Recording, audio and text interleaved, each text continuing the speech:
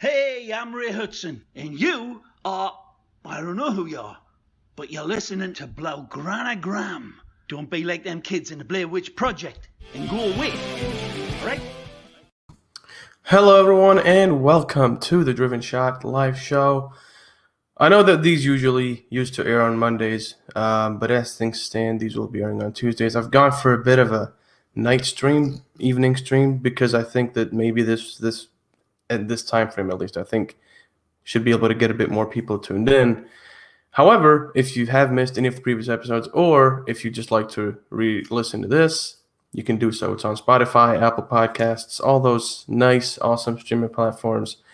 So do check it out. And if you're liking it, drop a like, retweet, share, or even drop us a 5-star rating on Apple Podcasts. It really does go a long way, and it helps me know that you guys like this. And if you have any ideas on how to improve on this, do let me know down below. And as always, you can always interact with the, using the comments on whatever platform you're on. You can always just interact in the live chat. So hopefully we'll be doing that because the focus of this live show is to interact with you guys, hear you guys' opinions, as well as voice my own. So today's episode is a bit special because we do have a very, very awesome sponsor, which I will be getting to.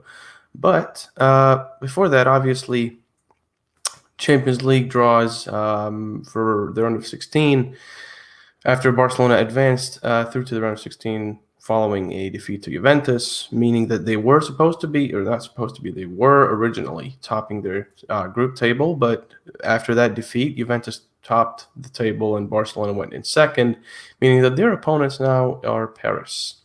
The interesting thing is that a lot of Barcelona fans did not want a repeat of the Bayern encounter in the quarterfinal of last season, and they won't because Bayern are facing Lazio.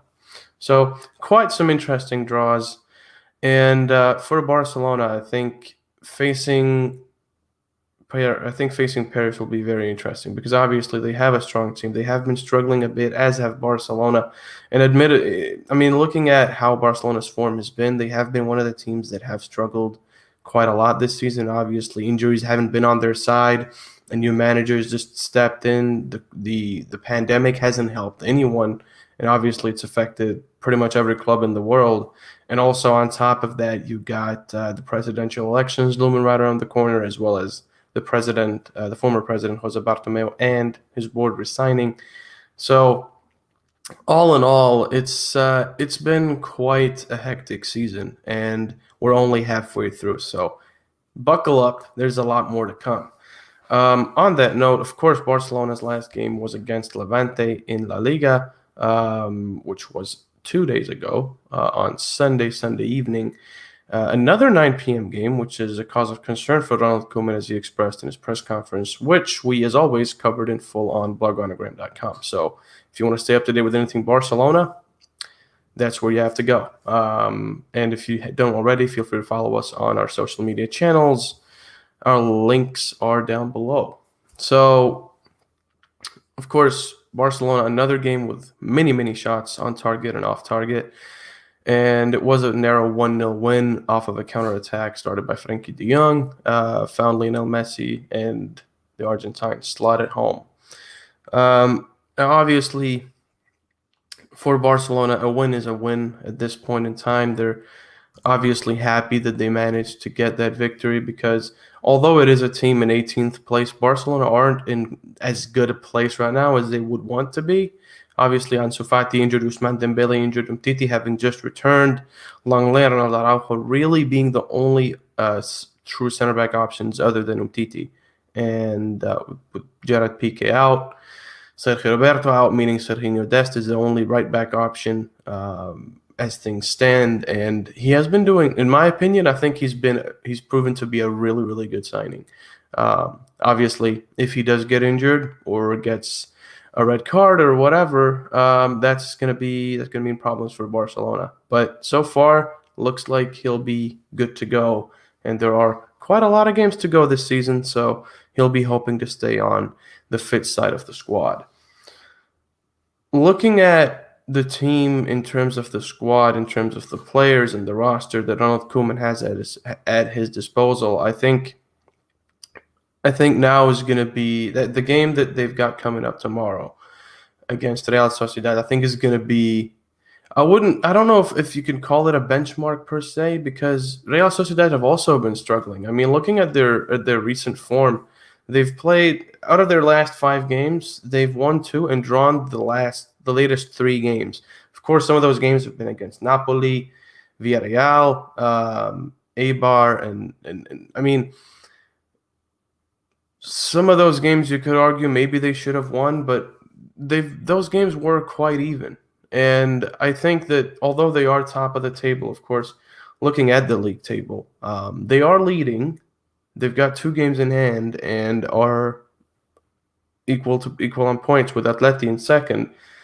Villarreal, of course, usually not the name that you'd associate with. Well, I mean, usually for a La Liga watcher, you would associate them with the top 5 or the top 6. But for non-La Liga watchers, they're usually not a team that you would mention. They are in the top 4 right now. Sevilla are 5th. Granada and Cadiz take up 6th and 7th, and Barcelona and 8th. So the top 10 really has taken quite an unusual shape. And I think even though you look at the latest results for La Real, you could argue that, well, it shouldn't be an easy game for Barcelona given what they've been going through. But at the same time, it shouldn't be one of those games where it'll be a walk in the park for La Real, especially considering it is at the Camp Nou. For Barcelona, they'd hope that they can also turn up because it seems like, looking at the team now, that they are getting the shots away, and they are. I mean, the numbers speak for that. But obviously, one thing is whether that's lack of efficiency in front of goal because they've had as many shots as they've had.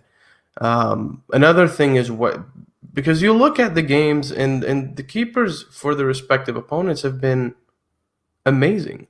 I mean, Levante's keeper was on form. Gigi Buffon was on form against Juventus, or for Juventus. Well, he was on form for Juventus in the game against Juventus. And it's one of those things where obviously the keeper is doing a great job, but I don't think Ronald Koeman's lineup is helping him out. I mean, you're winning 1-0 against a team placed 18th in La Liga at the time, and they still are in 18th. Barcelona currently in 8th. And Samuel Umtiti he's a good option to have in defense, don't get me wrong. But when you're winning 1-0, I don't think that the right thing to do when you're Barcelona, given the squad, given the roster, I don't think the right choice is to go for defending the lead or go for having an extra body in defense. Just have an extra body in attack and just go all in.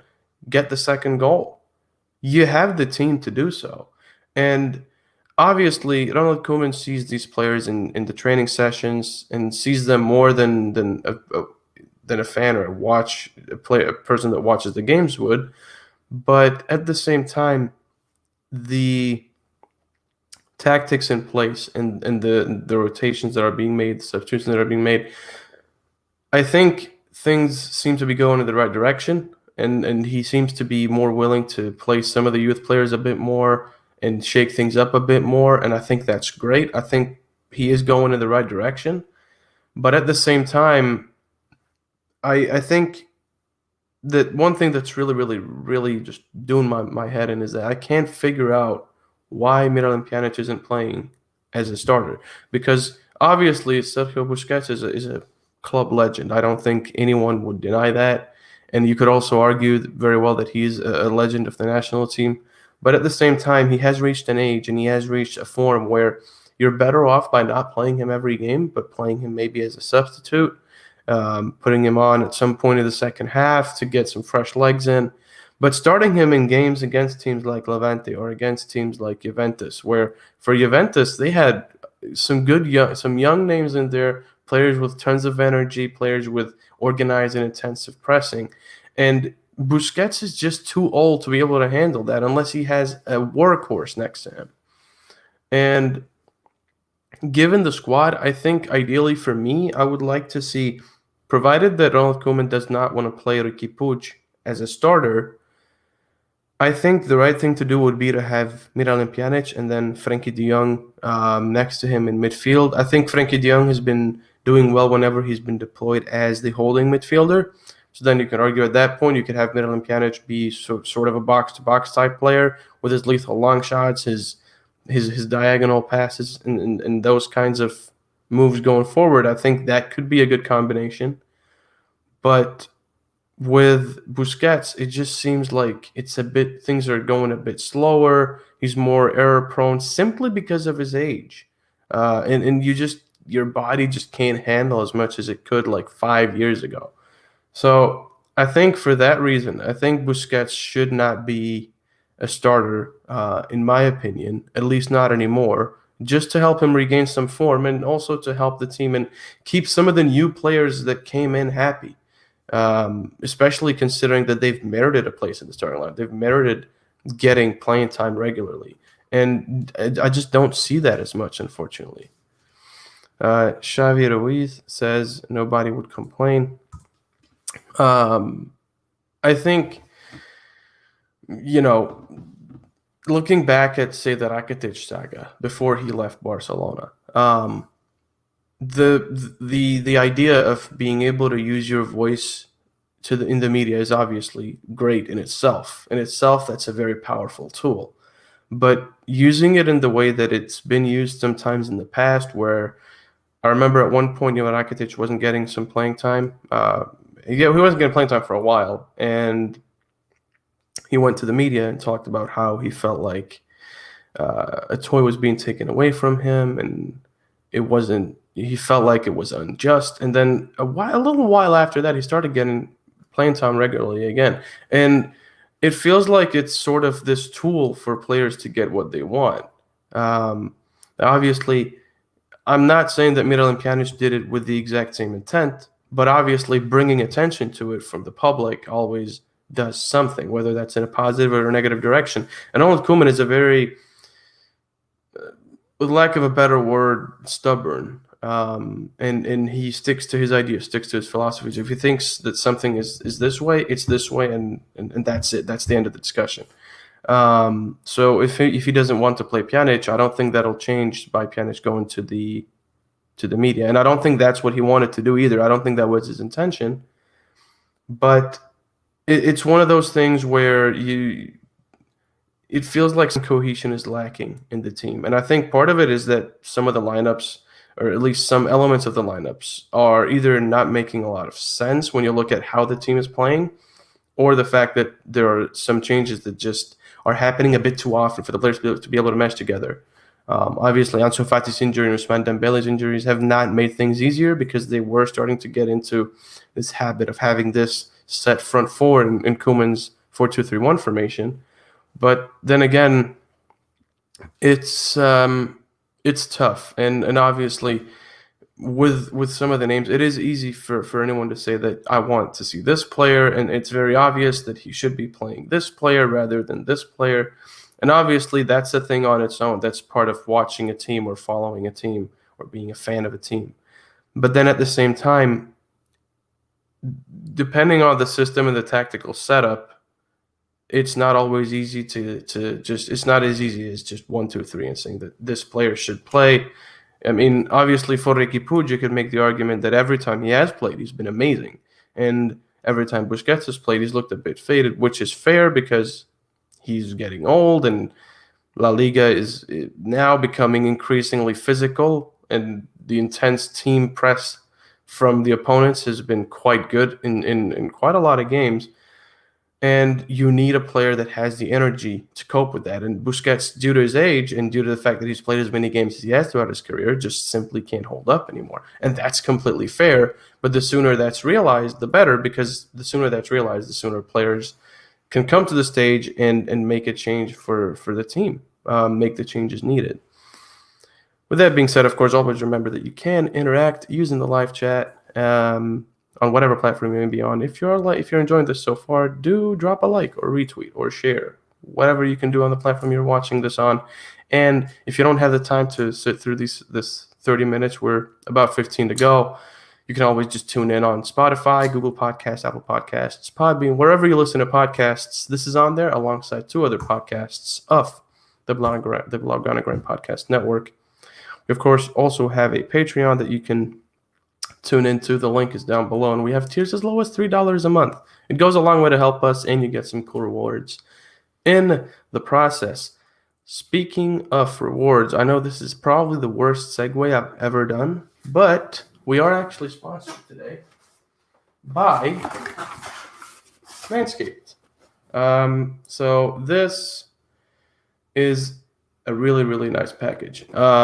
Now, if you don't know Manscaped, they deal with personal hygiene. They deal with keeping the downstairs area clean and safe. And with this package here, we've got some good stuff. We've got the Crop Reviver, which is, let me just get this in frame. So we've got the Crop Reviver, which is a small bottle here. Got the Crop Preserver.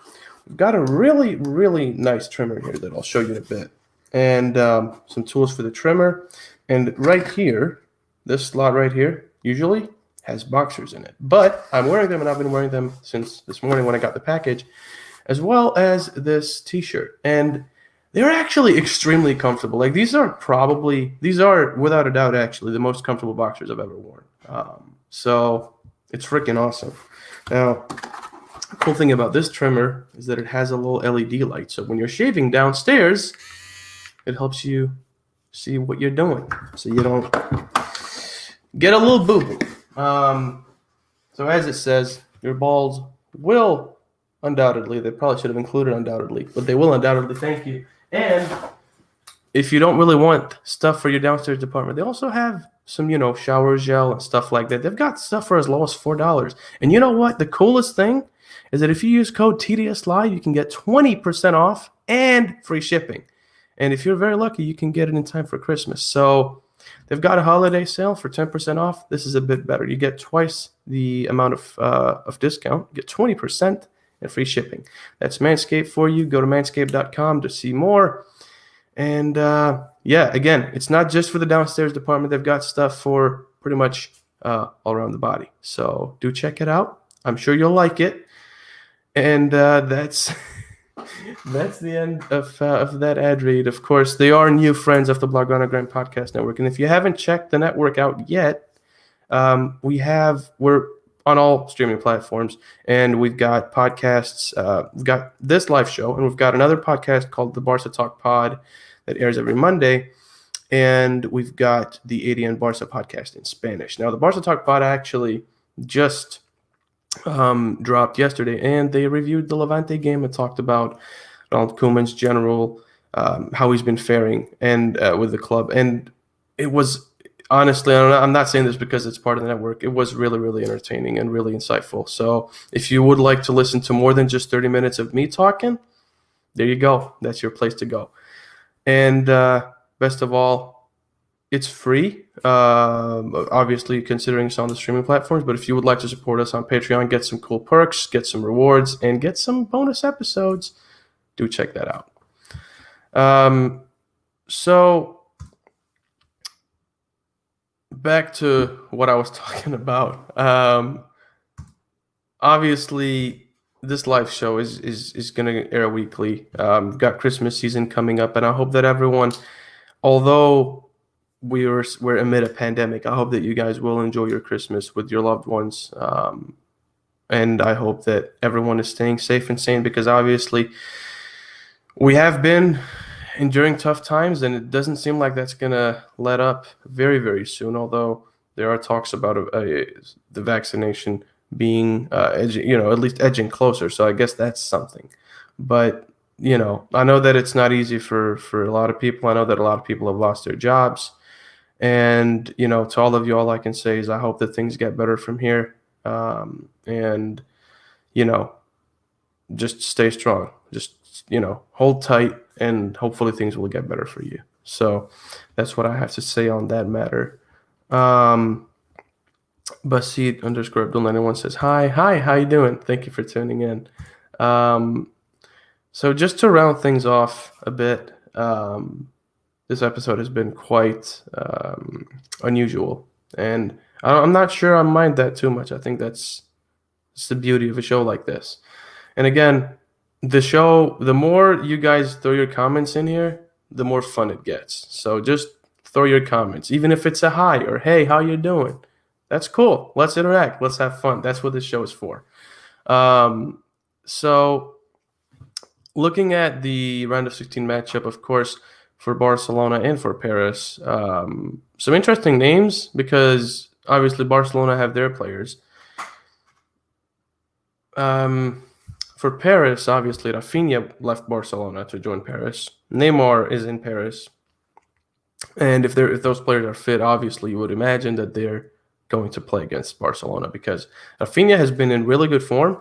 Neymar is Neymar. So if he's fit, he's obviously going to play. Fred says, thanks for tuning in, Fred. Basira just says it's lagging a bit. That's not good. That's not good. I've noticed that as well, and to be honest, I don't know what it is. I'll try and fix it next time. Until then, yeah, I see you're on Twitter, so I don't know if it, yeah, I don't know. I'll try and figure it out. I'm sorry. But yeah, as for Barcelona and Paris, as for that encounter, I think it's going to be very, very interesting. Because obviously you've got two really strong sides when in form. Paris have had their fair share of struggle this season, but they've also had their fair share of success. And the games are quite some time away. I mean, they're in February, so there's tons of time for both teams to turn things around, whether for better or for worse. So obviously that's something to consider. Fred says that YouTube is fine, so that's cool. So YouTube is not lagging. Twitter is lagging. I don't know why. I also had problems with streaming this on Facebook, so I don't know. And also, funnily enough, Twitter and pretty much everything that used Google platforms, I believe, was down for a little while yesterday. So I don't know if they've completely fixed it or if there are still some hiccups. See some questions here. Xavi Ruiz says, if we played keeping the ball with midfielders and creating a young core, nobody would play about Koeman. Twitter cut my comment. Oh yeah, because I saw that you commented earlier. Yeah, no, I see your point. And again, I think that some people are throwing the blame just solely on Ronald Koeman, and I don't think that's fair because obviously he doesn't control the roster that he has. He can control what he does with it, but even that is quite limited if players have certain playing styles. I mean, just looking at the game against Levante, the team had 4 number 10s playing at once, or even at least 3, right? And that obviously limits what you can do when you have a squad like that. You have Trincao, who's still trying to gain some confidence, get into the habit of playing with Barcelona, get into the style that Koeman is trying to go with this. And it's not easy. It's really not. And that's why I'm not going to be one of those people that just say, yeah, no, Koeman has to go, because it's really not Koeman's fault. I mean, obviously he's at fault for some of the things, but the players are also at fault for some of the things. That's how it goes as a team. You win as a team and you lose as a team. And yes, some things could be a bit better, even objectively or subjectively. Some things could be a bit better. Some players seem like they should definitely get the chance to be starters. But at the end of the day, I mean, Koeman picks the players that he picks for a reason, because he sees them in training and he deems that they're good enough for the style that he's trying to go for. And obviously you can make mistakes. I still think Riqui Puig, just to segue onto the next question, that segue was better than the ad read I just did, by the way. Just want to let you know. But Basit Abdul says, thoughts on Puig, which I did talk about, but I think you just tuned in, and I don't mind repeating it because it goes well with what I just said. I think Riqui Puig definitely deserves to play regularly. I think that if he starts, I think he will do well. But at the same time, I think he should be somewhat eased in. Obviously, playing him for like 5 minutes a game or 50 minutes a game is not easing him in, because he's not getting time to actually adjust. Especially in games where we're struggling to actually create something going forward, or we're struggling to take on shots, or we're struggling to find that final pass. I think those types of games, Riqui Puig can be really good. In games where we're having trouble, where Barcelona are having troubles evading press, I think that's where he could be really good as well. So that's definitely something to consider. I think my thoughts on him is that he definitely deserves more playing time than he has been getting. Again, the same thing for Miralem Pjanic. I think Dest has been really good. In my opinion, and I know that some people might not agree. Martin Brathwaite has been really good, and Antoine Griezmann has been really good. I know that Griezmann hasn't been scoring a lot of goals. I know he's been missing quite some chances, but he has been playing well. His overall play has been good. He's been helping out in defense, and I know that's not a striker's job, but he's been helping out. He's been helping out in defense. Brathwaite is helping the attack and creating space for his teammates to do what they do best. He's been lethal in front of goal, and his seriousness, his attitude, his mentality is just very refreshing to see. So I think things are looking promising. And with the game against Real Sociedad coming up, you could look at the table and go, "Oh no, they're first. Barcelona are eighth. Barcelona are definitely going to lose." I don't think that's the case. I think it's going to be an even game. But to be honest, I wouldn't be surprised if Barcelona won. I guess we'll see. And speaking of that game, of course, Antoine Griezmann, his homecoming of sorts, considering that he played there for quite some time, actually came through the youth ranks up to the first team, played there for a couple of years on the wing with Carlos Vela on the other wing. Those two formed quite a lethal duo. And, of course, that's going to be something he's going to look back on. The game is at the Camp Nou, and it's going to be very interesting. And if you didn't know, I will actually be guesting on the Barca Live Match Center and Barca TV Plus tomorrow. The Barca Live Match Center obviously is going in every single game. They have the Live Match Center. They have their awesome crew talking about the games and commentating on the games, giving their analysis, giving their thoughts. I will be guesting briefly before the game starts and at halftime, and then at full time, the post-game analysis takes place on Barca TV Plus, where I will be the guest. So you don't want to miss it, I'm sure. I hope that you've enjoyed this so far. Just looking at a final comment before we call this off. Do you see Coutinho getting sold in January with a new board coming? Basit Abdul says, I don't think so. And I think it really depends on it really depends on the board that comes in. Because I imagine that at least from what I've heard and from what I've read, some candidates are not for the idea of him staying at the club because they see him as a failed signing, and some haven't really voiced their opinion on him. I think that personally, I think he still has a role to play, and I know I've said that for like a year and a half. But at Bayern, he was amazing for good parts of it. It was quite a roller coaster, but he did quite well overall. And he came back to Barcelona and did really well, and in my opinion, was one of the most consistent performers at the start of the season. Then he obviously hit the injury, and since then it's been a crawl. But I think if he's played in the right role that doesn't get in the way of the other players, I think he can be really good. I just don't want to see him on the left wing. I really, really don't. I don't want to see him on the left wing for Barcelona because he doesn't fit there. He's not a winger. Even if he used to play that sort of a winger at Liverpool, that doesn't mean he should play it in Barcelona because as we saw under Ernesto Valverde, that's not his role in Barcelona. He doesn't fit that. At Bayern, the reason he worked out was because he was playing as a number 10. And I know that role is sort of taken up by Messi and Griezmann, but you can still make it work if you put that as your focus. And I think that for Koeman, obviously, a lot of players in a lot of positions, a lot of things to try and get together with this system that he's trying to implement. But I still think Coutinho could work out even under a new board and maybe even under a new manager. I think he could work out. For now, I mean, he hasn't been up to par after the injury, obviously, and I would like to see youngsters getting more time there, whether that's instead of him or instead of other players. But I think so far, I don't think things have been as bad as they seem. I don't think Koeman has done a bad job. I mean, some things obviously I would like to see changed, and I know that some people would also like to see those things changed. But overall, I don't think it's been bad. And I mean, things are looking promising. Barcelona have a good roster, and slowly the chemistry will get built up. All the injuries are definitely not helping, but I don't think it's game over yet. Can Barcelona win La Liga? I don't think so. I don't think they can win La Liga, but I guess we'll have to wait and see. Stranger things have happened. But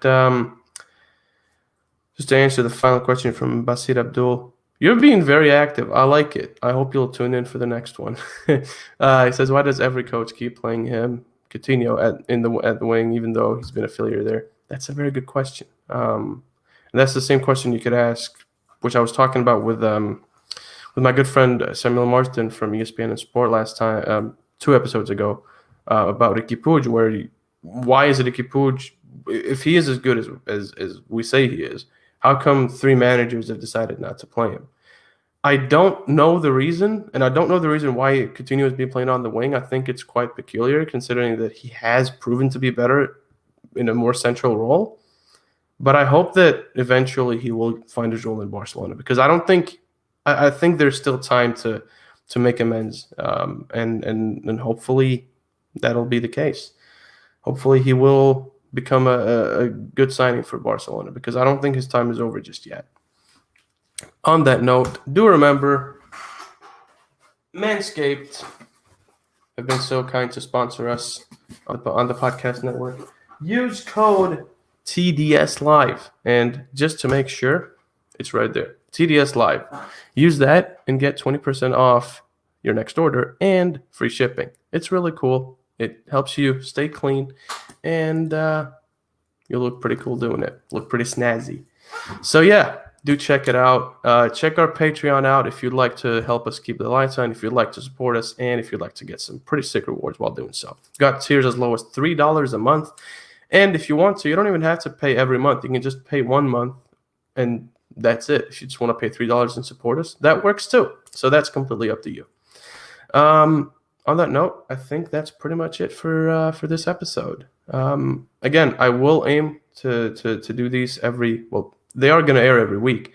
I'm just trying to figure out if Tuesday or Monday or which day is better and which time slot is better. I think this one has been one of the more active episodes, so I might aim for Tuesdays at around 8 or 9.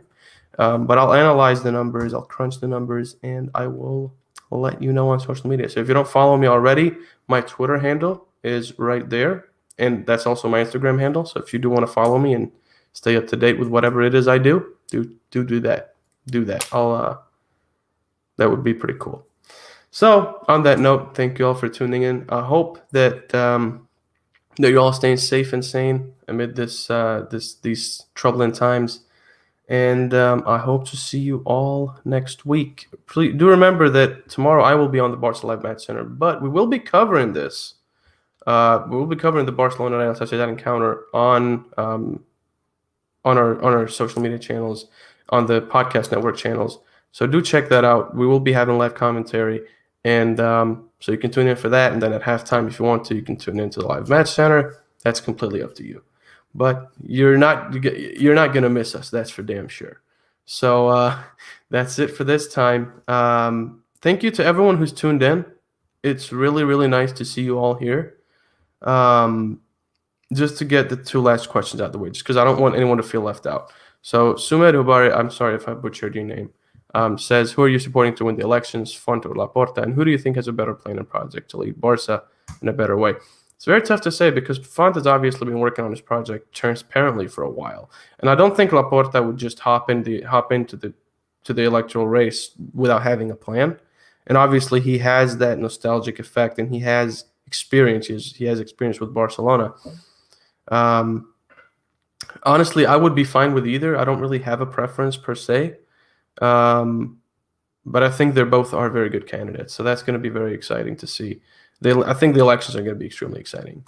Anmol Sharma says, hi, hey, how you doing? Thank you for tuning in. I'm very sorry that we're about to end this stream. But again, I'll see you guys next week. So do tune in. I'll keep you updated with what time this will air, and hopefully I'll try and find a set time slot. I'll cross the numbers this time and see how this did compared to previous episodes, and I guess that's going to determine it. So on that note, check out all the links down below. If you're enjoying this, drop it a rating on Apple Podcasts, follow it on Spotify, share, retweet, like, whatever you do would be much appreciated. So on that note, thank you very much for tuning in. I will see you all next week. And Phil Shane from beIN Sports, roll that outro. My name is Phil Shane, and you've been listening to The Driven Shot, hosted by Omar Hawwash and the Blaugranagram News Outlet. Thanks for tuning in, and we hope you have a wonderful day, and hopefully we'll see you again soon.